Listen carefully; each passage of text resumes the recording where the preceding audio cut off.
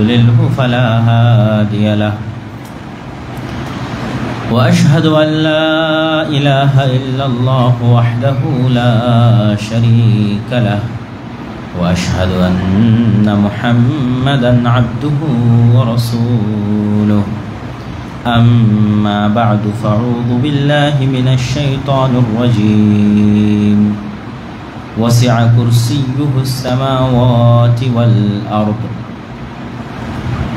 عن ابن مسعود رضي الله تعالى عنه أنه قال قال رسول الله صلى الله عليه وسلم ما السماوات السبع في الكرسي إلا كحلقة ملقاة في فلاة وفضل العرش على الكرسي كفضل تلك الفلاة على تلك الحلقة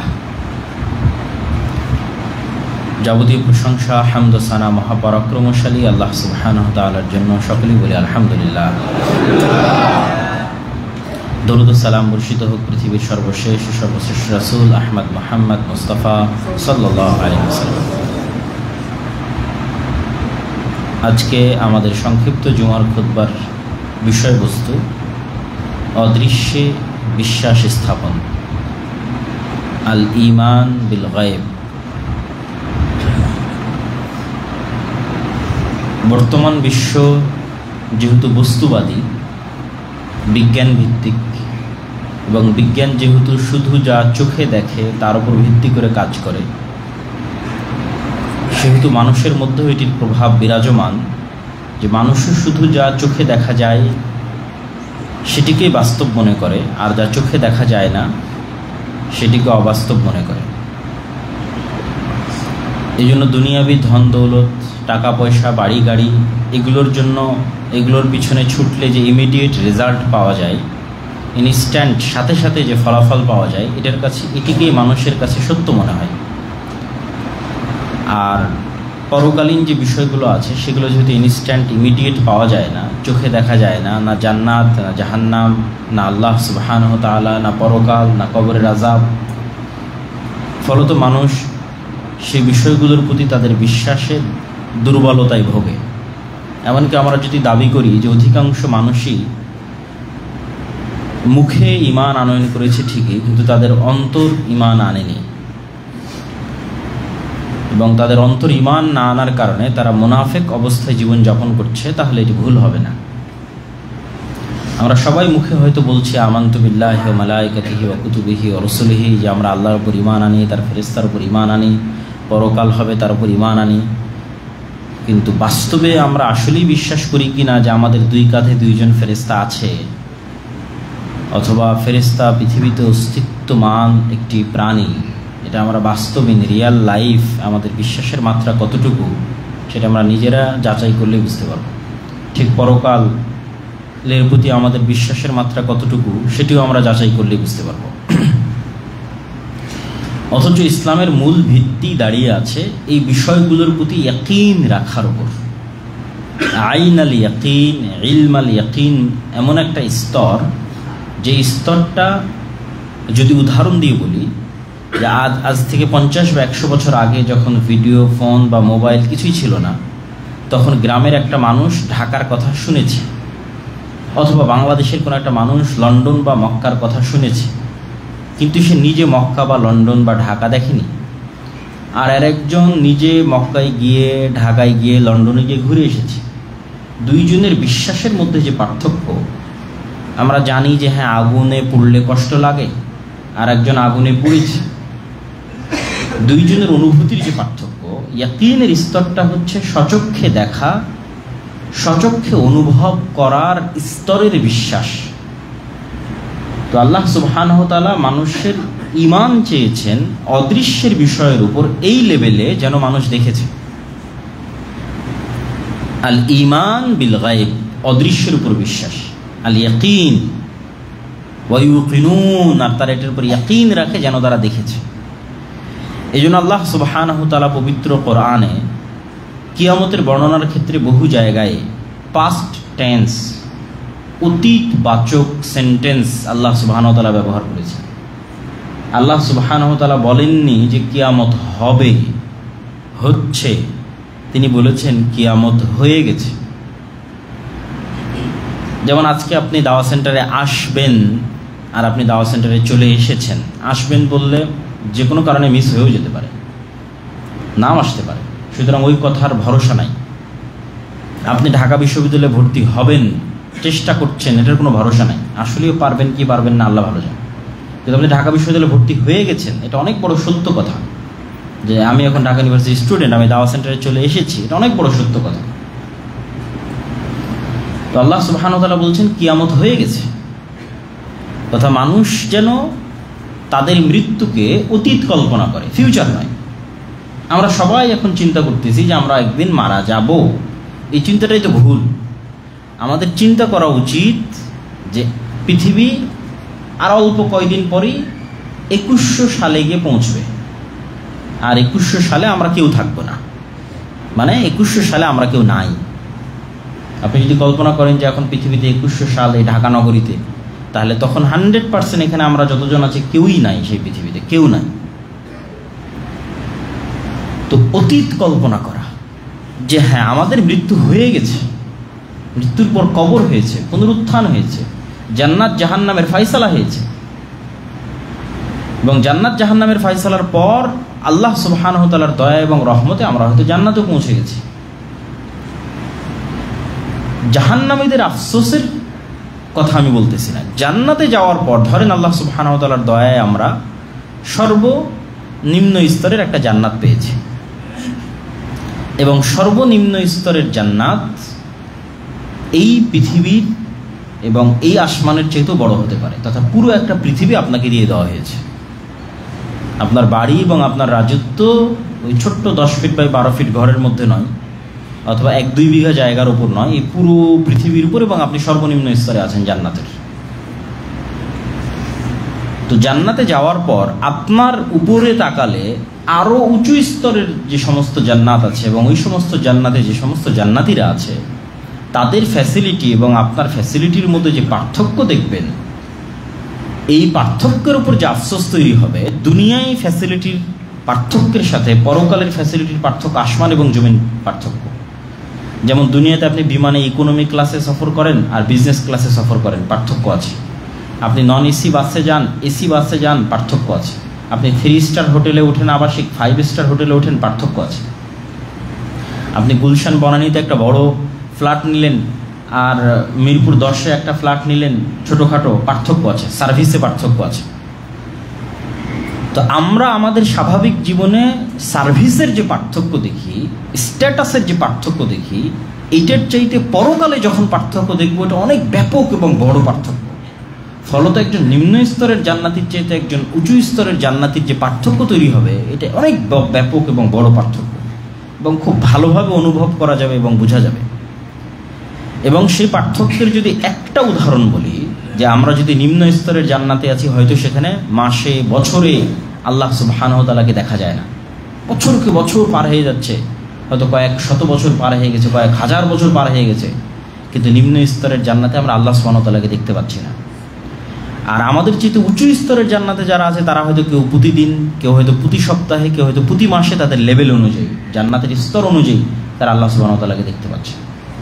তখন এই ফ্যাসিলিটির পার্থক্যের কারণে, শুধু একটা ফ্যাসিলিটি যেটা আল্লাহ সুবহানাহু ওয়া তাআলাকে দেখতে পাওয়া এবং না পাওয়া, এই ফ্যাসিলিটির পার্থক্যের কারণে যে আফসোস তৈরি হবে, তখন মানুষ শুধু ওই আফসোসের কারণে আফসোস করবে যে দুনিয়াতে যদি আরেকটু আমি আল্লাহ সুবহানাহু ওয়া তাআলার ইবাদত করতাম, দুনিয়াতে যদি আরেকটু আল্লাহ সুবহানাহু ওয়া তাআলার জিকির করতাম।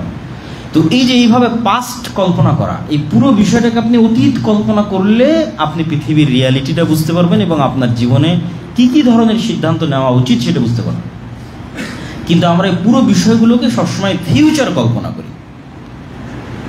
তো ইয়াকিনের বিশ্বাসটা হচ্ছে, ইয়াকিনের লেভেলের স্তরটা হচ্ছে যেন এগুলো সব ঘটে গেছে এবং এগুলোর সব স্বাদ আস্বাদন আমরা করে ফেলেছি, ওই লেভেলে আমাদের বিশ্বাসটা নিয়ে যাওয়া। তো ইমানের অনেকগুলো স্তরের উপর আমরা আলোচনা করতে পারি, তার মধ্যে 2টা স্তরের উপর আলোচনা করা খুবই জরুরি। একটা হচ্ছে পরকালের স্তর এবং আরেকটা হচ্ছে ফেরেশতা, ফেরেশতাদের প্রতি বিশ্বাস। তো আজকের সংক্ষিপ্ত বক্তব্যে শুধুমাত্র ফেরেশতাদের উপর বিশ্বাস স্থাপনের সংক্ষিপ্ত কিছু কথা আপনাদের সামনে তুলে ধরব। আল্লাহ সুবহানাহু ওয়া তাআলা মানুষকে সৃষ্টি করার পর সর্বপ্রথম আর এক মানুষের সাথে পরিচিত করার নেই। যেমন আমরা এই পৃথিবীতে জন্মের পর আর এক মানুষের সাথে সর্বপ্রথম দেখা হয়। না হয় আমার বাবার সাথে দেখা হয়, না আমার মায়ের সাথে দেখা হয়, যেহেতু মায়ের পেট থেকে বের হয়েছে তো মায়ের সাথে দেখা হয়, তারপর ভাই বোনের সাথে, তারপর আত্মীয় স্বজন, চাচা মামা ফুফু খালা, এবং একটা পার্সোনাল মেন্টাল কানেকশনের কারণে মানুষের মধ্যেই আমরা বড় হই। কিন্তু প্রথম মানুষকে যখন আল্লাহ সৃষ্টি করেছেন তখন তার আর এক মানুষের সাথে সাক্ষাৎ হয়নি। তার প্রথম সাক্ষাৎ হয়েছে ফেরেশতা এবং শয়তানের সাথে, আদম আলাইহিস সালামের, ফেরেশতা এবং জিনের সাথে। কিন্তু কালের পরিক্রমায় এই দুটো প্রাণীর কথাই মানুষ ভুলে গেছে। মানুষের এই বস্তুবাদী এবং বিজ্ঞান ভিত্তিক জগতে এই বিশ্বাসটাই মানুষের নাই যে পৃথিবীতে ফেরেশতা আছে, যেটা আমাদের ইমানের দ্বিতীয় নম্বরে আল্লাহ সুবহানাহু ওয়া তাআলা প্রবেশ করেছেন, যে আমানতু বিল্লাহি ওয়া মালাইকাতি। তো ইয়াকিনের লেভেলে যখন আপনার ইমান যাবে তখন যখন আপনি ফেরেশতাকে দেখতে পাচ্ছেন, সবসময় ফেরেশতার সাথে হাঁটছেন, উঠছেন, বসছেন, তাহলে আপনি ইয়াকিনের লেভেলে আছেন। আর না হলে আপনি আসলে আছেন মুমিন কিন্তু মুনাফিক, মুখে উচ্চারণ করেছেন আমি ঈমান আনয়ন করেছি আমানতু বিল্লাহি ওয়া মালাইকাতিহি, কিন্তু আপনার অন্তর বিশ্বাস করে না, তাহলে এটাই তো মুনাফিকি। এই জন্য ফেরেশতাদের অস্তিত্বের রিয়ালিটি এবং আর এক যে প্রাণীর সাথে আল্লাহ সুবহানাহু ওয়া তাআলা আদম আলাইহিস সালামের পরিচয় করালেন, ইবলিস এবং তার সেনাবাহিনী, শয়তানের অস্তিত্বের রিয়ালিটি, এই দুটো অস্তিত্বকে মানুষ যতটা বাস্তব মনে করতে পারবে, এই পৃথিবীর গেম, যেই খেলার মধ্যে মানুষ আছে, এই খেলা মানুষের জন্য বোঝা তত সহজ হবে। আর খেলা বুঝলেই খেলায় জিতা যায়। 4 মারলে কি হবে, ছক্কা মারলে কি হবে, কিভাবে রান নিতে হবে, এই যদি সিস্টেম আপনি না জানেন তাহলে আপনি ক্রিকেট খেলা বুঝতে পারবেন না। ঠিক ফুটবল খেলার মধ্যে যখন আছেন, কোন দিকে মারলে আউট হবে, কোন দিক দিলে গোল হবে, কখন হ্যান্ড হবে, কখন ফাউল হবে, যদি না বোঝেন তাহলে আপনি ফুটবল খেলতে পারবেন না। তো আপনি যে পৃথিবীর একটা খেলার মধ্যে আছেন, এটার সিস্টেমটা যখন বুঝে যাবেন তখন আপনি একটু হলো ফাইট দিতে পারবেন ভালো খেলোয়াড় হওয়ার জন্য। আর যখন আপনি এটা সম্পর্কে অজ্ঞ তখন তো আপনি খেলতেই পারবেন না। তাহলে যখন আমাদের আদি পিতাকে প্রথম পরিচয় করানো হয়েছে শয়তানের সাথে এবং ফেরেশতার সাথে, এবং একজনকে বন্ধু হিসেবে তুলে ধরা হয়েছে আর একজনকে শত্রু বানিয়ে দেওয়া হয়েছে। আল্লাহ সুবহানাহু ওয়া তাআলা এভাবেই নিজামটাকে, এই পৃথিবীর সিস্টেমটাকে আল্লাহ সুবহানাহু ওয়া তাআলা এভাবেই ডেভেলপ করেছে। আদম আলাইহিস সালামের সামনে সিজদার জন্য আদেশ দেওয়া হলো, ফেরেশতারা আদেশ শুনলো, ইবলিস আদেশ শুনলো না, এবং ইবলিসের সাথে মানুষের শত্রুতা তখন থেকে শুরু হয়ে গেল, এবং ফেরেশতার সাথে মানুষের বন্ধুত্বও তখন থেকে শুরু হলো। এবং রাসূলুল্লাহ সাল্লাল্লাহু আলাইহি ওয়াসাল্লামও বলছেন যে প্রত্যেক আদম সন্তানের সাথে কারিনান, সব সময় দুইজন বন্ধু থাকে। কিন্তু এটা আমরা রিয়েল লাইফে এই বিশ্বাসটা আমরা রাখি না, ইয়াকিন নাই এই কথাটার উপর, যে আল্লাহর নবীর এই বাক্যের উপর ইয়াকিন নাই যে আমার সাথে সবসময় আমি একা না, বরং আমরা তিনজন, একজন আমি নিজে, আরেকজন আমার সাথে আমার ফেরেশতা বন্ধু, আর একজন আমার সাথে আমার শয়তান বন্ধু। এটা হাদিস, এটা সত্য। রাসূল সাল্লাল্লাহু আলাইহি ওয়াসাল্লামকে জিজ্ঞেস করা যে আপনার সাথেও? জি, আমার সাথেও, তবে আমার শয়তান আত্মসমর্পণ করেছে, তথা আমার নিজের নাফসের উপর আমার কন্ট্রোল ক্ষমতা এত বেশি যে আমার উপর আর শয়তানের প্রভাব কাজ করে না, কিন্তু আমার সাথেও একজন শয়তান আছে এবং একজন ফেরেশতা আছে। এবং আর এক হাদিসে রাসূলুল্লাহ সাল্লাল্লাহু আলাইহি ওয়াসাল্লাম বলতেছেন যে লাম্মা, শয়তানের লাম্মা এবং ফেরেশতার লাম্মা, যে মানুষ যখনই কোনো কল্যাণকর কাজের চিন্তা তার মাথায় আসে তখন এটা ফেরেশতার পক্ষ থেকে ইলহাম, আর যখনই কোনো অকল্যাণকর কাজের চিন্তা তার মাথায় আসে তখন সেটা শয়তানের পক্ষ থেকে ওয়াসওয়াসা। তাহলে মানুষের হৃদয় এত আপার লেভেলের একটা মেশিন বা যন্ত্র, যেই লেভেলে বিজ্ঞানের পৌঁছা সম্ভব নয়। তো এই অন্তরটা শয়তানের সাথেও কানেকশন তৈরি করতে পারে, ফেরেশতার সাথেও কানেকশন তৈরি করতে পারে, নূরের সাথেও কানেকশন তৈরি করতে পারে, আগুনের সাথেও কানেকশন তৈরি করতে পারে। এরকম একটা আপার লেভেলের মেশিন আল্লাহ সুবহানাহু ওয়া তাআলা মানুষের অন্তরকে বানিয়ে দিয়েছে, যা বুকে থাকে, যেখানে রূহ দেওয়া হয়েছে, যেটা মানুষের আত্মপরিচয় নির্ধারণ করে। পৃথিবী যদি বিজ্ঞানের সর্বোচ্চ শিখরে পৌঁছে যায়, সর্বোচ্চ শিখরে পৌঁছার পর মানুষের ব্রেনের ডাটা ট্রান্সফার হয়ে যেতে পারে, মৃত মানুষেরও হতে পারে, যদি সর্বোচ্চ পর্যায়ে পৌঁছে যায় হতে পারে, কিন্তু ওই মানুষের আত্মপরিচয় ফেরত আসবে না যতক্ষণ রূহ না আসবে। আর রূহ বিজ্ঞান কোনোদিন তৈরি করতে পারবে না। ফলত বিজ্ঞান সর্বোচ্চ লেভেলে গেলেও কোনোদিন আত্মপরিচয় তৈরি করতে পারবে না। হ্যাঁ, হয়তো ইমাম বুখারীর ব্রেনের ডাটা ট্রান্সফার করে নিয়ে আসলো, আইনস্টাইন নিউটনের ব্রেনের ডাটা ট্রান্সফার করে নিয়ে চলে আসতেছে বিজ্ঞান, কিন্তু নিউটনের আত্মপরিচয় ফেরত আসবে না, ইমাম বুখারীর আত্মপরিচয় ফেরত আসবে না, যেটা রূহের সাথে কানেক্টেড। মানুষ দেখে, বুঝে, শোনে এবং চিন্তা করে, তার রুহের শক্তিতে। এইটাই হচ্ছে আপার লেভেলের একটা মেশিন আল্লাহ সুবহানাহু ওয়া তাআলা মানুষের হৃদয়ের মধ্যে, বুকের মধ্যে দিয়ে দিয়েছেন, যার নাম দিয়েছেন আল্লাহ কালব, যা অতি দ্রুত পরিবর্তনশীল। কালব অতি দ্রুত পরিবর্তনশীল, প্রতি মুহূর্তে হয় ফেরেশতার সাথে, না হয় শয়তানের সাথে, হয় ফেরেশতার সাথে, না হয় শয়তানের সাথে, কখনো এর স্পর্শ, না হলে কখনো অর স্পর্শ। এবং ফেরেশতা এবং শয়তানের এই অস্তিত্ব যদি আমরা বাস্তবে অনুভব করতে চাই, বাস্তবে বুঝতে চাই, তাহলে দুইটা উদাহরণ আপনাদের জন্য কাজে লাগবে এবং পরীক্ষাও করে দেখতে পারেন যে আমরা রিয়েল লাইফে ফিল করতে চাই যে হ্যাঁ আমার সাথে শয়তান আছে, এবং ইন রিয়েল লাইফ আমরা ফিল করতে চাই যে হ্যাঁ আমার সাথে ফেরেশতা আছে।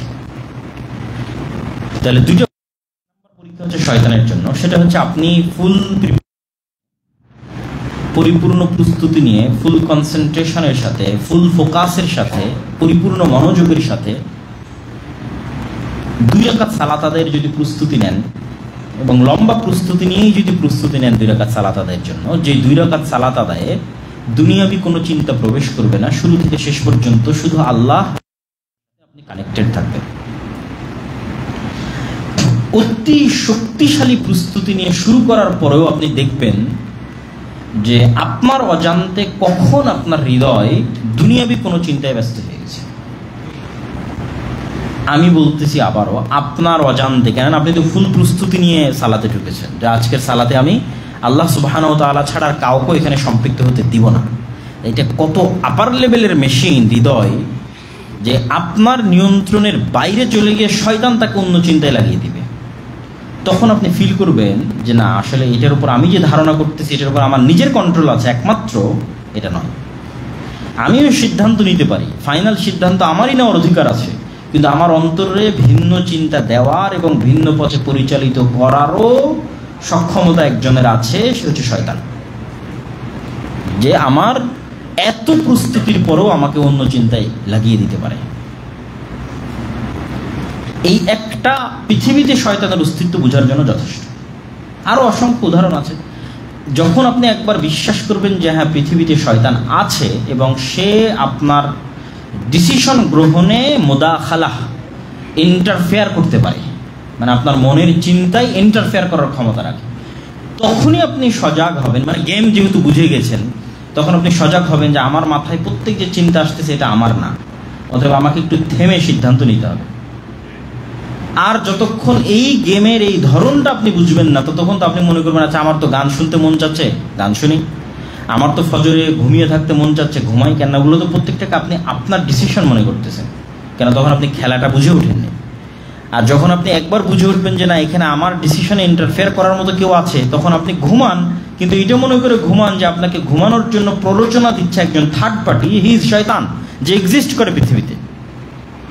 এইটা মনে করার পর ঘুমালে অন্তত ফাইটটা হবে, মানে প্রতিনিয়ত আপনি চেষ্টা করবেন যে না আমি শয়তানের কথা শুনবো না। যতক্ষণ এই নলেজটা আপনার কাছে না থাকবে, ততক্ষণ আপনি তো শয়তানের পরিপূর্ণ গোলাম এবং দাস। প্রত্যেকটা কাজকে নিজের কাজ মনে করে আপনি করে ফেলে দিচ্ছেন। মানুষের গীবত করতেছেন, অপবাদ দিচ্ছেন, সময় নষ্ট করতেছেন, ঘুরছেন ফিরছেন, হারাম ইনকাম করছেন, কেন প্রত্যেকটা আপনার মন চাচ্ছে। কিন্তু এটা যে আপনার মনের চাওয়া না, এখানে থার্ড পার্টি যে আপনার মনে অস্বস্থা দিচ্ছে সেটা তো আপনি জানেন না, যে আপনার শত্রু। ঠিক শয়তান, ফেরেশতা আছে সেটা বুঝবেন কিভাবে? ফেরেশতার অস্তিত্ব বোঝার জন্য আরেকটা টেস্ট, সেটা হচ্ছে আপনি যেমন 2 রাকাত সালাতের জন্য ব্যাপক প্রস্তুতি নিলেন, ঠিক তেমনি আপনি যদি পূর্ণ সিদ্ধান্ত নেন যে আগামীকাল ফজরে আমাকে উঠতেই হবে, অলসতার সিদ্ধান্ত নয়, নামকাওয়াস্তে সিদ্ধান্ত নয়, ঠিক আগামীকাল ফজরে যদি আপনার কোথাও বিদেশ যাওয়ার বিমান থাকে তখন যেমন সিদ্ধান্ত নেন, আগামীকাল ফজরে যদি আপনার কোনো হলে পরীক্ষা থাকে তখন যেমন সিদ্ধান্ত নেন যে না পরীক্ষা মিস হওয়া যাবে না, রাইট টাইমে আমাকে উঠতে হবে, বিমান মিস হওয়া যাবে না, ট্রেন মিস হওয়া যাবে না, ঠিক ওই লেভেলের ডিসিশন যখন আপনি নিয়ে ফেলবেন যে আগামীকাল আমার ফজরের সালাত মিস হওয়া যাবে না, উঠতে হবে, তাহলে আপনার পৃথিবীর কোনো অ্যালার্মের প্রয়োজন নেই, কোথাও অ্যালার্ম দিতে হবে না, কিচ্ছু দিতে হবে না। এখানে পৃথিবীতে হাজার হাজার লক্ষ লক্ষ ফেরেশতা আছে আপনাকে সহযোগিতা করার জন্য। তখন আপনি ফেরেশতার অস্তিত্বটা বুঝতে পারবেন, যে আপনি যখন অ্যালার্ম ছাড়াই ঘুম থেকে উঠে যাবেন এবং প্রতিদিন উঠতে পারবেন, প্রতিদিন আপনাকে কোনো না কোনো ওয়েতে ফেরেশতা উঠিয়ে দেবে, আপনার নিয়তের কারণে সে হেল্প করবে, সহযোগিতা করবে, যে সে চায় যে আপনি ফজরের সালাতটা আদায় করেন। তখন সে আপনাকে হেল্প করবে। হয় আপনার বাচ্চা কেঁদে উঠবে, না হয় কারেন্ট চলে যাবে, না হয় বাতাসে জানলায় আঘাত লাগবে, কোনো না কোনো একটা ওয়ে ব্যবহার করে সে আপনাকে ফজরের সময় উঠিয়ে দেবে। তখন আপনি বুঝবেন যে না, এই পৃথিবীতে আরেকটা থার্ড প্রাণীর অস্তিত্ব আছে যারা সবসময় আমাদের হেল্পের জন্য আমাদের আশেপাশে আছে, যারা আমাদের হেল্প করতে চায়, সহযোগিতা করতে চায়, কিন্তু আমরা বুঝতে পারি না, যাদের সাথে আমাদের হৃদয়ের কানেকশন হয়। তো ফেরেশতা এবং শয়তান এই দুটো পৃথিবীর পরস্পর বিরোধী শক্তি। তথা কোথাও যদি শয়তান থাকে তাহলে সেখানে রহমত এবং বরকতের ফেরেশতা থাকবে না, এবং কোথাও যদি রহমত এবং বরকতের ফেরেশতা থাকে তাহলে সেখানে শয়তান থাকবে না। এবং রাসূলুল্লাহ সাল্লাল্লাহু আলাইহি ওয়াসাল্লামের হাদিসগুলোও সেগুলোর প্রমাণ বহন করে। রাসূলুল্লাহ সাল্লাল্লাহু আলাইহি ওয়াসাল্লামের হাদিসগুলো যদি আমরা সামনে রাখি, যেমন কোনো বাড়িতে যদি কুকুর থাকে তাহলে সে বাড়িতে ফেরেশতা প্রবেশ করবে না। কোনো বাড়িতে যদি ছবি মূর্তি থাকে তাহলে সে বাড়িতে ফেরেশতা প্রবেশ করবে না। ঠিক তেমনি আপনি যদি কোনো বাড়িতে প্রবেশ করার সময় সালাম দেন তাহলে সেখান থেকে শয়তান পালিয়ে যাবে। ঠিক আপনি খাওয়ার সময় যদি বিসমিল্লাহ বলেন তাহলে সেখান থেকে শয়তান পালিয়ে যাবে। তাহলে এই প্রত্যেকটা ইসলামের শুরু থেকে নিয়ে শেষ পর্যন্ত দৈনন্দিন লাইফে প্রত্যেক ধাপে যতগুলো জিকির দেওয়া আছে, প্রত্যেকটা জিকির শয়তানের বিরুদ্ধে কাজ করার জন্য, এবং শয়তানের বিরুদ্ধে কাজের মাধ্যমে আপনি সেখানে অ্যাক্সেস দিবেন ফেরেশতাকে। যেমন আমরা ওয়াইফাইয়ের অ্যাক্সেস দিচ্ছি, ঠিক আছে, অদৃশ্য, অথচ পাসওয়ার্ড দিলে মানুষ কানেক্ট হয়ে যাচ্ছে, বোঝা যাচ্ছে না। এইরকম অদৃশ্য অ্যাক্সেস লাভ করে ফেরেশতারা এবং শয়তানেরা আমাদের আশেপাশে, আমাদের হৃদয়ের আশেপাশে, আমাদের বাড়ির আশেপাশে, আমাদের সমাজের আশেপাশে। সেই অ্যাক্সেসটা আমরাই নির্ধারণ করি। তো যেমন আপনি যদি কোরআনের সাথে থাকেন তাহলে অবশ্যই সেখানে রহমত এবং বরকতের ফেরেশতা আসবে। অসংখ্য হাদিস আছে। উসাইদ বিন হুদাইর রাদিয়াল্লাহু তাআলা আনহু একদিন কোরআন তেলাওয়াত করছেন, তো আকাশ মেঘাচ্ছন্ন হয়ে গেছে তার উপরে, এবং তার ঘোড়া লাফাচ্ছে, এবং তার শুয়ে থাকা বাচ্চা আঘাতের আশঙ্কায় তিনি এরকম কেন অস্থিতিশীল পরিবেশ, এই জন্য তিনি কোরআন তেলাওয়াত থামিয়ে দিলেন। সব থেমে গেল। আবার কিছুক্ষণ পর আবার কোরআন তেলাওয়াত শুরু করলেন, আবার একই অবস্থা। 3 বার এরকম করার পর কোরআন তেলাওয়াত থামিয়ে দিয়ে পরের দিন সকালে রাসূলুল্লাহ সাল্লাল্লাহু আলাইহি ওয়াসাল্লামকে জানালেন। তিনি বললেন, তোমার কোরআন তেলাওয়াতের আওয়াজে সেখানে ফেরেশতারা আসতেছিল, সেই ফেরেশতাদের কারণে এরকম পরিবেশ হচ্ছে। এবং এইটা কিন্তু বিজ্ঞান দ্বারা প্রমাণ করা অস্বাভাবিক নয়। কিভাবে, কোন সেন্সে বিজ্ঞান দ্বারা প্রমাণ করা অস্বাভাবিক নয় সেটাও বলে আজকের এই বক্তব্যের এই অংশ শেষ করি। দ্বিতীয় আর একটা অংশে কিছু জরুরি কথা আছে, সেই অংশে যাবো ইনশাআল্লাহ। এই ইমানের এই আলোচনাগুলো আসলে আরও লম্বা এবং আরও ব্যাপক এবং আরও বিস্তারিত হওয়া উচিত, এবং করাও যাবে ইনশাআল্লাহ সময় সাপেক্ষে। তো সেটা কি? সেটা হচ্ছে কুকুরের ঘ্রাণ যদি আপনি দেখেন, কুকুরের ঘ্রাণ মানুষের চাইতে 10,000 গুণ বেশি পাওয়ারফুল। তো মানুষ কিন্তু এমন কোনো যন্ত্র আবিষ্কার করতে পারেনি যে যন্ত্রটা কুকুরের মতো ঘ্রাণ নিতে পারবে। আবারও বুঝেন আমার কথা, মানুষ নিজে কুকুরের মতো ঘ্রাণ নিতে পারে না। আবার মানুষ এমন কোনো যন্ত্র আবিষ্কার করতে পারেনি যে যন্ত্রটা সেম হুবহু কুকুরের মতো পাওয়ারফুল ঘ্রাণ নেবে। এই জন্য মানুষ কুকুরকে প্রশিক্ষণ দিয়ে কাজে লাগায়। তাহলে এটার সামারি কি দাঁড়ালো? যে কুকুর এমন লেভেলের ঘ্রাণ লাভ করে, যেই লেভেলের ঘ্রাণ মানুষের পক্ষে লাভ করা সম্ভব নয়, মানুষের তৈরি করা কোনো মেশিনের পক্ষে সম্ভব নয়। এই একটা জিনিস যখন প্রমাণ হয়ে যাবে তখন ধীরে ধীরে বাকিগুলো প্রমাণ হয়ে যাবে। ডট ডট পূরণ করতে থাকেন, আমরা আগাতে থাকি। ঠিক হাতি এমন লেভেলের সাউন্ড সে শুনে, মানুষের চেয়ে কয়েক হাজার গুণ বেশি তার শ্রবণ ক্ষমতা আল্লাহ সুবহানাহু ওয়া তাআলা দিয়েছে, যেই লেভেলের শ্রবণ ক্ষমতা মানুষের নাই এবং মানুষের তৈরি করা কোনো যন্ত্রের নাই। তাহলে হাতি এমন কিছু আওয়াজ শুনে, যে আওয়াজ মানুষ শুনে না, মানুষের তৈরি করা কোনো যন্ত্র শুনে না। এরকম একের পর এক অসংখ্য উদাহরণ দাঁড় করাতে পারবো। করাতে লাস্ট সামারি কি? কুকুর এমন কিছু লাইট দেখে, আলো দেখে, যে আলো মানুষ দেখে না এবং মানুষের তৈরি করা কোনো যন্ত্র দেখে না। যদি আগের দুটো সত্য হয়, এটাও সত্য। ঠিক মোরগ এমন কিছু লাইট দেখে, এমন কিছু আলো দেখে, যা মানুষ দেখে না, মানুষের তৈরি করা যন্ত্র দেখে না। যেটা রাসূলুল্লাহ সাল্লাল্লাহু আলাইহি ওয়াসাল্লাম বলছেন, কুকুর শয়তানকে দেখে আর মোরগেরা ফেরেশতাকে দেখে। তাহলে there is one kind of light exist করে in this world, এমন এক প্রকারের লাইট এই পৃথিবীতে এক্সিস্ট করে যেই লেভেলের লাইট দেখার সক্ষমতা মানুষের নাই, মানুষের তৈরি করা যন্ত্রের নাই। কেন? আগেরটা প্রমাণিত, আগেরটা কুকুর যেই লেভেলের ঘ্রাণ নেয় সেই লেভেলের ঘ্রাণ নেওয়ার সক্ষমতা মানুষের নাই, মানুষের তৈরি যন্ত্রের নাই। এবং এরকম অসংখ্য উদাহরণ দাঁড় করানো যাবে। তাহলে পৃথিবীতে অস্তিত্বশীল সবকিছুই মানুষ জেনে গেছে, আর সবকিছুই মানুষের বিজ্ঞান এবং যন্ত্র জেনে গেছে, এটা নয়, এটা ভুয়া কথা। তাহলে শয়তান এবং ফেরেশতার অস্তিত্ব পৃথিবীতে আছে এবং তাদেরকে আমাদেরই পৃথিবীর কোনো না কোনো প্রাণী দেখে তাদের অস্বাভাবিক কার্যক্রম দেখে, যেটা আমরা বুঝতে পারি। যেমন ওই সাহাবী ঘোড়ার অস্বাভাবিক লাফালাফি দেখে অবশ্যই সেই ঘোড়া কিছু দেখছিল, আকাশে মেঘ জমা হচ্ছিল। তো ঠিক তেমনই আপনিও দেখবেন যখন আজান হবে তখন কুকুরের অস্বাভাবিক কার্যক্রম, সে অন্য সময়ের চেয়ে ওই সময় প্রচুর পরিমাণে ঘেউ ঘেউ করতেছে, চিৎকার করতেছে। এই অস্বাভাবিক কার্যক্রমের কোনো ব্যাখ্যা নেই। সকালবেলা যখন মোরগেরা ডাকে, কেননা দুইটা শিফটে ফেরেশতাদের সবচেয়ে বেশি আনাগোনা হয় পৃথিবীতে, একটা হচ্ছে ফজরের সময়, একটা হচ্ছে আসরের সময়। কেন? এই দুই শিফটে তাদের দায়িত্ব পরিবর্তন হয়, ফলত যারা দায়িত্ব পালন করতেছিল তারা উপরে উঠতে থাকে, যারা নতুন দায়িত্ব প্রাপ্ত হয় তারা নিচে আসতে থাকে।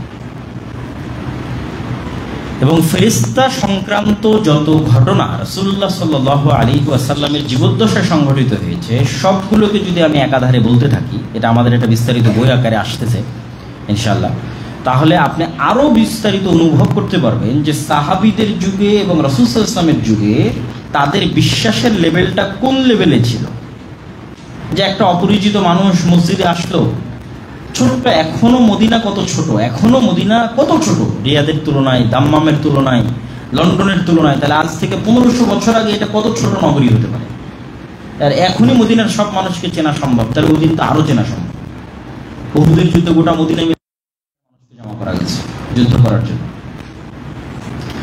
তাহলে এত সবাই বলতেছে না আমরা এই লোককে চিনি না, বাহির থেকে এসেছে, তার সফরের কোনো আলামত নাই। এদিকে আজকের সফর যে বিমানে সফর করবে, বিজনেস ক্লাসে সফর করবে, এসিতে সফর করবে, এটা 100 বছর আগের সফর, মরুভূমির সফর, এটা ভয়ঙ্কর সফর। তাহলে মানুষটাকে চিনে না এবং তার সফরের আলামত নাই। প্রশ্ন উত্তর জিজ্ঞেস শেষে যখন ফেরত যাচ্ছে তখন রাসূল সাল্লাল্লাহু আলাইহি ওয়াসাল্লাম বলছে, জানো কে এসেছিল? বলে, না, আল্লাহ এবং আল্লাহ রাসূল ভালো জানেন। বলে, জিবরাইল এসেছিল।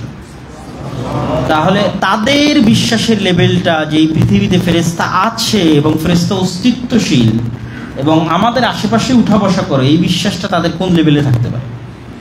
এবং সেটার তুলনায় যদি আপনি আমাদের বিশ্বাসের লেভেলটা তুলনা করেন যে আমরা কোন অবস্থায় আছি সেই বিশ্বাসের জায়গায়। এই জন্য অদৃশ্যের উপর বিশ্বাস আল্লাহ সুবহানাহু ওয়া তাআলার শক্তি এবং ক্ষমতার উপর বিশ্বাসকে দৃঢ় করে। এবং আল্লাহ সুবহানাহু ওয়া তাআলার শক্তি এবং ক্ষমতার উপর বিশ্বাস দৃঢ় হলেই আপনি তবে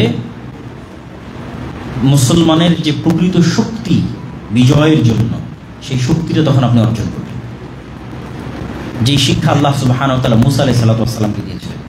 ফিরআউনের তুলনায় মুসা আলাইহিস সালাতু ওয়াস সালাম যত দুর্বল ছিলেন, আজকের মুসলমানেরা আজকের পাশ্চাত্য বিশ্বের তুলনায় অথবা আজকের ইসরায়েল বা যারা বিরোধী শক্তি আছে তাদের তুলনায় অত দুর্বল নয়। ফিরআউনের শক্তি সামর্থ্যের তুলনায় মুসা আলাইহিস সালাতু ওয়াস সালাম যত দুর্বল ছিলেন। তাহলে মুসা আলাইহিস সালাতু ওয়াস সালামের শক্তি কি ছিল? মুসা আলাইহিস সালাতু ওয়াস সালামকে আল্লাহ সুবহানাহু ওয়া তাআলা শিক্ষা দিয়েছিলেন যে তোমরা বাস্তবে যা চোখে দেখো এগুলো কিছুই না। কিভাবে শিক্ষা দিয়েছিলেন? ইনস্ট্যান্ট তার হাতের লাঠিকে আল্লাহ বাস্তবে সাপ পরিণত করে দিয়েছে। তো জাদুকরেরাও সিজদা করার পিছনে কারণ এটাই ছিল, জাদুকরেরাও তো তাদের দড়ি, তাদের লাঠিকে সাপ বানিয়ে দিয়েছিল। কিন্তু বড় বিষয় না, লাঠি সাপ হয়ে গেল, দড়ি সাপ হয়ে গেল। তো জাদুকরেরা সিজদা করলো কেন? জাদুকরেরা সিজদায় পড়ে গেল এই কারণে যে জাদুকরেরা দেখতেছে যে তাদের লাঠি, তাদের দড়ি সাপ হয়ে গেছে, এটা জাদুর সাপ, আর মুসার লাঠি সাপ হয়ে গেছে, এটা বাস্তব সাপ হয়ে গেছে। ঠিক আমরা যেমন বাস্তব একটা অজগর সাপ দেখি, বাস্তব একটা গহমা সাপ দেখি, যার রূহ আছে, প্রাণ আছে, যে খেতে পারে, যার বিষ আছে, ঠিক আছে, এই বাস্তব সাপে পরিণত হয়ে গেছে। আমাদের জাদুর সাপগুলো তো বাস্তব সাপ হয়নি, এটা তো অসম্ভব। এটা পৃথিবীর এখন পর্যন্ত কারো পক্ষে সম্ভব নয়। যে আপনি একটা বাস্তব কাঠকে এখন এই কাঠ বাস্তব সাপে পরিণত হয়ে যাবে, জাদুর সাপ নয়, রিয়াল লাইফের সাপে পরিণত অসম্ভব। কিন্তু এইটার মাধ্যমে আল্লাহ সুবহানাহু ওয়া তাআলা মুসা আলাইহিস সালাতু ওয়াস সালামকে শিখিয়েছেন আল্লাহ চাইলে যা কিছু করতে পারে। যিনি তোমার হাতের লাঠিকে সাপ বানিয়ে দিয়েছে, ইনি মহাসমুদ্রের মধ্যে তোমার জন্য রাস্তাও তৈরি করতে পারে। যদিও এটা মুসা আলাইহিস সালাম জানতেন না যে মহাসমুদ্রের মধ্যে আমার জন্য রাস্তা তৈরি হবে, কিন্তু ওই বিশ্বাসটা আল্লাহ তৈরি করে দিয়েছিলেন যে তিনি তোমার জন্য যা ইচ্ছা তাই করতে পারেন। তাহলে এই পৃথিবীর কোনো কিছু আল্লাহ সুবহানাহু ওয়া তাআলার কাছে কিছুই নয়, কিন্তু ওই লেভেলের বিশ্বাস, ওই লেভেলের ইয়াকিন, ওই লেভেলের কানেকশন গায়েবের সাথে মুসলমানদের নাই। মানে আজকের যুগের মুসলমানদের নাই, আমাদের নাই। এটা হচ্ছে আমাদের সবচেয়ে বড় দুর্বলতা। শক্তি সামর্থ্যের দুর্বলতা নয়, যে আমাদের শক্তি নাই, সামর্থ্য নাই, টাকা নাই, পয়সা নেই, এটা নয়। ওই লেভেলের ইমান নাই, যেই লেভেলের ইমান আবু বকরের ছিল, ওমরের ছিল, উসমানের ছিল, আলীর ছিল, মুহাম্মদ সাল্লাল্লাহু আলাইহি ওয়াসাল্লামের ছিল। ওই স্তরের বিশ্বাস নাই, ওই স্তরের ইয়াকিন নাই গায়েবের উপর। এবং আমরা যদি প্রতিটা বিষয়কেই যদি টুকটাক বিজ্ঞানের আলোকে দেখার চেষ্টা করি, তাহলে অসম্ভব নয় এতটুকু প্রমাণ করা সম্ভব। সম্ভব এটা প্রমাণ করা পরে, কিন্তু অসম্ভব নয় এটা প্রমাণ করা সম্ভব। যেমন বিজ্ঞান কি বলছে, প্রত্যেকটা সৃষ্টিজীবের একটা আর একটার সাথে অসংখ্য ডিএনএ কমন আছে। পৃথিবীর প্রত্যেকটা সৃষ্টিজীবের একটা আর একটার সাথে ডিএনএ কমন। যেমন বানরের সাথে মানুষের ডিএনএ 98% কমন, শুকুরের সাথে মানুষের ডিএনএ 98% কমন। মানে আল্লাহ সুবহানাহু ওয়া তাআলা শুধু 2% চেঞ্জ করে দেওয়ার কারণে মানুষ হয়েছে, বানর হয়েছে, অনলি ফর 2% চেঞ্জিং। শুধু 2% পরিবর্তনের কারণে শুকুর হয়েছে, মানুষ হয়েছে। আপনারা যেমন প্রোগ্রামিং, ডেভেলপিং, কোডিং, যে একই মোবাইলের মধ্যে বাটন চাপ দিলে কল যাচ্ছে, মেসেজ যাচ্ছে, জাস্ট কোডিং এর ডিফারেন্সের কারণে। একই করা হচ্ছে, জাস্ট কোডিংটা কোন সিস্টেমে সাজানো হয়েছে তার কারণে ওয়েবসাইটের আউটলুকিং ডিফারেন্স হয়ে যাচ্ছে, আপনার মোবাইলের আউটলুকিং ডিফারেন্স হয়ে যাচ্ছে। তো এইটা মানুষের জন্য যেমন সহজ যে আপনি এক কোডকে একটু স্টাইল চেঞ্জ করে দিয়ে আরেক ফাংশন অন করে দিচ্ছেন, আর একটা কোড চেঞ্জ করে দিয়ে আরেকটা ফাংশন অন করে দিচ্ছে, তো আল্লাহ সুবহানাহু ওয়া তাআলার জন্য এটা তার চেয়ে হাজার লক্ষ বেহিসাব ইন্নাল্লাহ আলা কুল্লি শাইইন আরো সহজ। যে মানুষকে আল্লাহ এখনই বানর বানিয়ে দিবে, এই দেওয়ালকে আল্লাহ সুবহানাহু ওয়া তাআলা এখনই সাপ বানিয়ে দিবে, ঠিক আছে, সাপকে এখনই কাঠ বানিয়ে দিবে, জাস্ট সামান্য ডিএনএ এবং প্রোগ্রামিং কোডিং চেঞ্জের মাধ্যমে, অনেক কিছুই না। এই জ্ঞানে আল্লাহ সুবহানাহু ওয়া তাআলা মুসা আলাইহিস সালাতু ওয়াস সালামকে দিয়েছিলেন, কিন্তু ওই লেভেলের বিশ্বাস এবং ইয়াকিন আমাদের নাই। তো আল্লাহ সুবহানাহু ওয়া তাআলা আমাদের সকলকে আমাদের বিশ্বাসের জায়গাটা মজবুত করার কোরআন অধ্যয়নের মাধ্যমে আল্লাহ সুবহানাহু ওয়া তাআলা দেখবেন যে গায়েবের যে আলোচনাগুলো, এগুলো দিয়ে কোরআন পরিপূর্ণ। দুনিয়ার আলোচনায় কোরআন পরিপূর্ণ নয়। গায়েব যা চোখে দেখা যায় না, জান্নাত কেমন, জাহান্নাম কেমন, মৃত্যু হবে, পরকাল হবে, আসমান জমিন ভেঙে যাবে, সমুদ্র উথাল পাথাল হবে, এই যে যত পরকাল গায়েব কেন্দ্রিক আলোচনাগুলো কোরআন পরিপূর্ণ হয়ে আছে। আল্লাহ সুবহানাহু ওয়া তাআলার শক্তি, আল্লাহ সুবহানাহু ওয়া তাআলার ক্ষমতা, এই কোরআনও যদি রেগুলার আমরা পড়তে থাকি, তাহলে এই জিনিসগুলোর সাথে, এই শিক্ষাগুলোর সাথে আমরা কানেক্টেড হতে পারবো, যেটা ইসলামের মূল ভিত্তি। যেটা যত পরিমাণ বৃদ্ধি পাবে তত পরিমাণ পৃথিবী আপনার কাছে তুচ্ছ হবে, পৃথিবীর শক্তি সামর্থ্য আপনার কাছে তুচ্ছ হবে, এবং আপনিও তখন বিশ্বাস করবেন যে ফেরেশতারা যদি লা হাওলা ওয়ালা কুওয়াতা ইল্লা বিল্লাহ বলে আল্লাহ সুবহানাহু ওয়া তাআলার আরশ বহন করতে পারে, আরশ বহন করার মতো এত ভারী কাজ ফেরেশতাদের জন্য যদি লা হাওলা ওয়ালা কুওয়াতা ইল্লা বিল্লাহ জিকিরের মাধ্যমে সহজ হয়, যে আল্লাহর শক্তি, আল্লাহর সামর্থ্য ছাড়া পৃথিবীতে কোনো শক্তি, কোনো সামর্থ্য নাই, তাহলে আপনিও বিশ্বাস করবেন যে হ্যাঁ, বাংলাদেশে বসে লা হাওলা ওয়ালা কুওয়াতা ইল্লা বিল্লাহ এটার বিশ্বাস অন্তরে কঠোরভাবে যদি কেউ প্রথিত করতে পারে, তাহলে বাংলাদেশে বসে পুরো বিশ্ব বিজয় করা সম্ভব। কিছুই না, পুরো বিশ্ব কিছুই না। লা হাওলা ওয়ালা কুওয়াতা ইল্লা বিল্লাহ, কেন না আল্লাহ নাফি করে দিচ্ছে যে আসলে আল্লাহর শক্তি ছাড়া কারো কোনো শক্তি নাই, জিরো। লা হাওলা নেই, নাফি, এবং নাকেরার উপর নাফি হচ্ছে লা হাওলা ওয়ালা কুওয়াতা। পৃথিবীর কারো কোনো শক্তি নেই, সবার শক্তি সমান জিরো, সবার পাওয়ার সমান জিরো, ইল্লা বিল্লাহ, তবে আল্লাহর ক্ষমতা ছাড়া। তো ওইভাবে মানুষকে আল্লাহ সুবহানাহু ওয়া তাআলাকে চিনতে হবে, গায়েবকে চিনতে হবে, গায়েবের বিষয়গুলো, অদৃশ্যের বিষয়গুলো জানতে হবে, এবং আল্লাহ সুবহানাহু ওয়া তাআলার সাথে সম্পর্ক এবং আল্লাহ সুবহানাহু ওয়া তাআলার সাথে যোগাযোগ, কানেকশন, যেটার এই যে সালাত, এই যে কোরআন, এগুলো সেই যোগাযোগের মাধ্যম। আল্লাহ সুবহানাহু ওয়া তাআলার সাথে মানুষের সম্পর্ক তৈরি করার, আল্লাহ সুবহানাহু ওয়া তাআলার সাহায্য পাওয়ার, এগুলো একটা মাধ্যম। এই জন্য ভয়ঙ্কর যুদ্ধের সময় সালাত বাতিল নাই,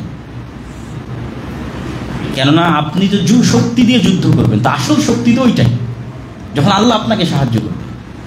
তাহলে আপনার এটা দুনিয়াবি সেন্সে এটা আসলে অবাস্তব যে এখন আমি যুদ্ধ করতেছি, যুদ্ধ অফ করে দিয়ে এক দলকে যুদ্ধের জন্য লাগিয়ে আরেক দলকে সালাতে দাঁড় করাতে হবে।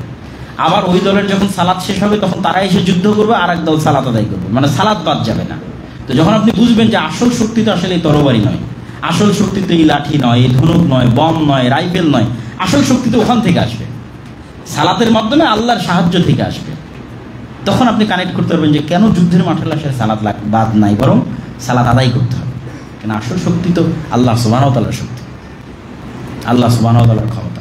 আল্লাহ সুবহানাহু ওয়া তাআলা আমাদের ঈমানকে বাড়ার, অদৃশ্যকে জানার এবং অদৃশ্যের প্রতি ঈমান আনয়নের ইয়াকিন লেভেলের যেন দেখেছি সেই লেভেলের যেন অতীত কল্পনা করতে পারি যে হ্যাঁ আমার মৃত্যু হয়ে গেছে, পৃথিবী ধ্বংস হয়ে গেছে, জান্নাত জাহান্নামের ফায়সালা হয়ে গেছে, এখন আমি কোথায় আছি, সেই কল্পনা করে যেন আমাদের জীবন পরিচালনা করে আল্লাহ সুবহানাহু ওয়া তাআলা আমাদের তৌফিক দান করে। আল্লাহুম্মা আমিন।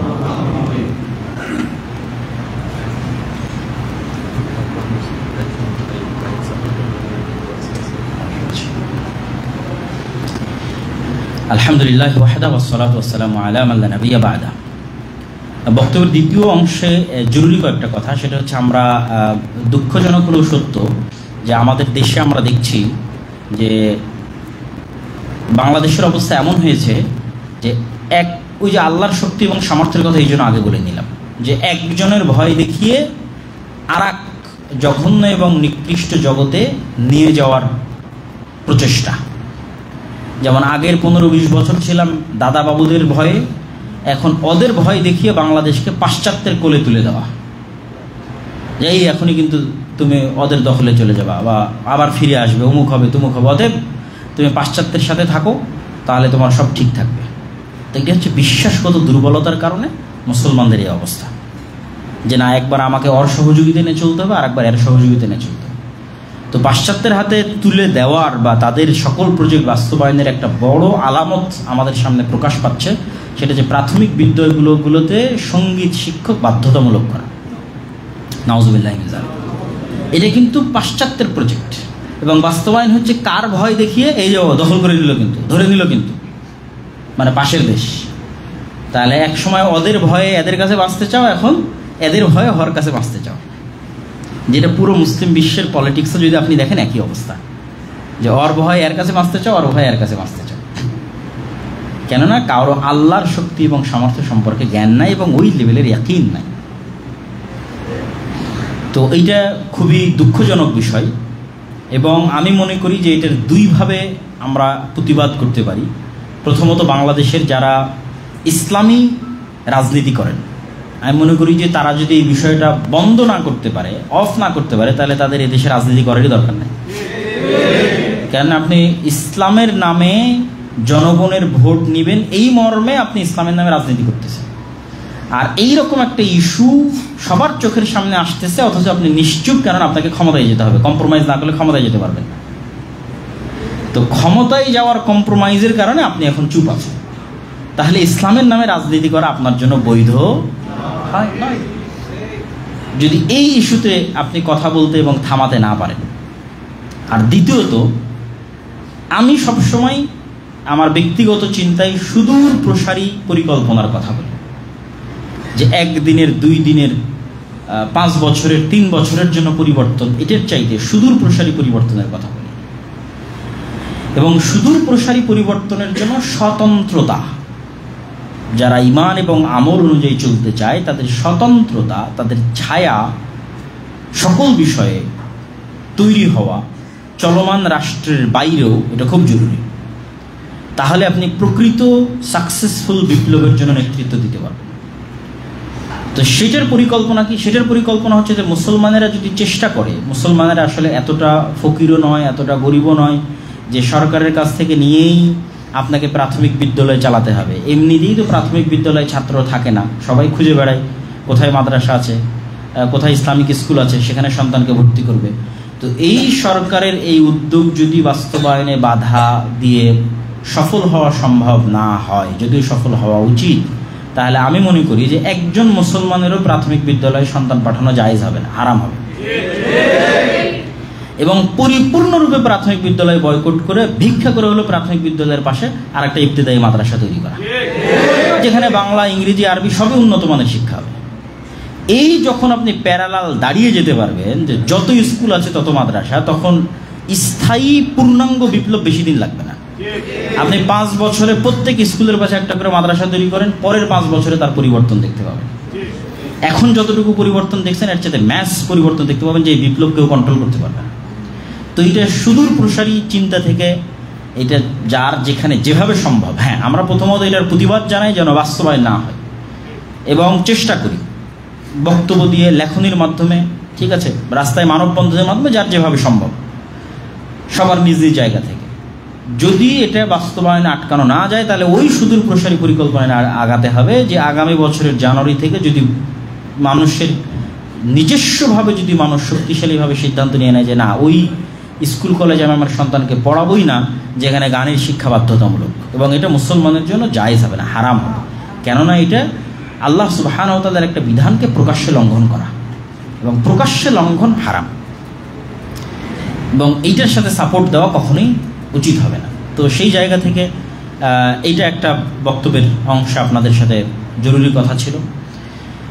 এবং দ্বিতীয় জরুরি কথা হচ্ছে যে আমাদের আগামী 25শে অক্টোবর নিবরাস ইন্টারন্যাশনাল স্কুলের একটা অ্যানুয়াল প্রোগ্রাম হওয়ার কথা। আমাদের পাশেরই কোনো একটা কনভেনশন হল আমরা বুক করেছি, প্রিন্স বাজারের কনভেনশন হল। সেখানে আমাদের এই স্কুলের ছাত্রছাত্রীদের যে পারফরমেন্স সেটা সেখানে আপনারা দেখবেন। সেখানে ওপেন অনুমতি থাকবে সকলের উপস্থিতির জন্য। তো আপনাদের সেটিতে উপস্থিত হওয়ার দাওয়াত। তারপরেই থাকবে 6 এবং 7 নভেম্বর রাজশাহী সালাফি কনফারেন্স, সেটিতে উপস্থিত হওয়ার দাওয়াত। তারপরে আছে 30 এবং 31, 29 এবং 30 জানুয়ারি রূপগঞ্জ নারায়ণগঞ্জ সালাফি কনফারেন্স, এবং 6 ফেব্রুয়ারি দিনাজপুর সালাফি কনফারেন্স, সেগুলোতে উপস্থিত হওয়ার আহ্বান। এবং মাসিক আল ইতিসামে নিয়মিত এই যে সমসাময়িক যে বিষয়গুলো আছে সেগুলো বিষয়ে নিয়মিত লেখা হয়।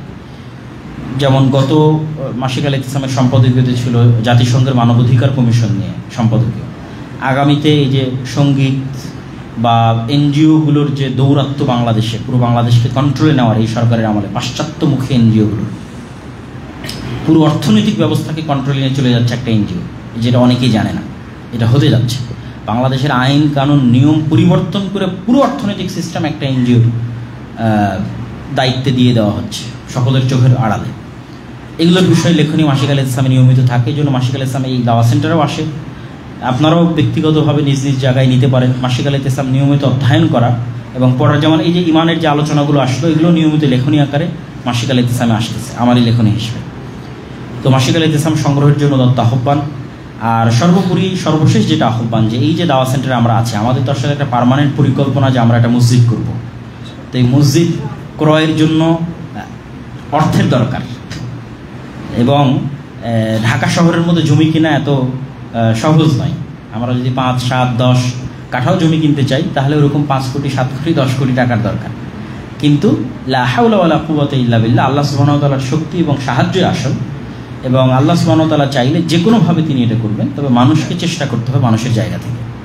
তো সেই জায়গা থেকে আমি সকলের প্রতি আহ্বান জানাবো যে আমাদের আসলে চেষ্টা করা উচিত, এমনকি এমনও খোঁজ নেওয়া উচিত যে এরকম কেউ আছে কিনা যে মিরপুরে কোথাও হয়তো জমি দান করতে পারে, বাড়ি দান করতে পারে। চেষ্টা করবেন নিজ নিজ জায়গা থেকে খুঁজবেন একটা আমাদের স্থায়ী পার্মানেন্ট বড় জায়গায় মসজিদ হিসেবে সেখানে আমরা যেতে পারলে এবং করতে পারলে আমাদের দাওয়াতি কাজ থেকে শুরু করে সকল বিষয় আমরা মন খুলে সেখানে করতে পারবো এবং সামনের দিকে এগিয়ে যেতে পারবো। তো এটার জন্য আপনাদের আন্তরিক চেষ্টা, সহযোগিতা, পরামর্শ সকল কিছু উদাত্ত আহ্বান জানাই। আল্লাহ সুবহানাহু ওয়া তাআলা আমাদের সকলকে কবুল করুক। আল্লাহুম্মা আমিন। একজন দোয়া চেয়েছেন, অবশ্যই সকলের জন্যই আমরা দোয়া করব খুতবার এই কিছুক্ষণের মধ্যেই। তারপরেও উনি আইসিইউতে আছেন, আল্লাহ সুবহানাহু ওয়া তাআলা ওনাকে শিফা দান করুক। আল্লাহুম্মা আমিন। তো দোয়ার শুরুতে সর্বপ্রথম দরুদ পাঠ করা উচিত, আল্লাহ সুবহানাহু ওয়া তাআলার প্রশংসা করা উচিত এবং রাসূলুল্লাহ সাল্লাল্লাহু আলাইহি ওয়াসাল্লামের দরুদ পাঠ করা উচিত। ইয়া আইয়ুহাল্লাযীনা আমানু সাল্লু আলাইহি ওয়া সাল্লিমু তাসলিমা। আল্লাহুম্মা সাল্লি আলা মুহাম্মাদ ওয়া আলা আলি মুহাম্মাদ কামা সাল্লাইতা আলা ইব্রাহিম ওয়া আলা আলি ইব্রাহিম ইন্নাকা হামিদুম মাজিদ। আল্লাহুম্মা বারিক আলা মুহাম্মাদ ওয়া আলা আলি মুহাম্মাদ كما باركت على إبراهيم وعلى آل إبراهيم إنك حميد مجيد.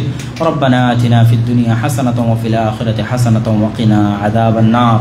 ربنا آتنا في الدنيا حسنة وفي الآخرة حسنة وقنا عذاب النار. ربنا آتنا في الدنيا حسنة وفي الآخرة حسنة وقنا عذاب النار. ربنا ظلمنا أنفسنا وإن لم تغفر لنا وترحمنا لنكونن من الخاسرين.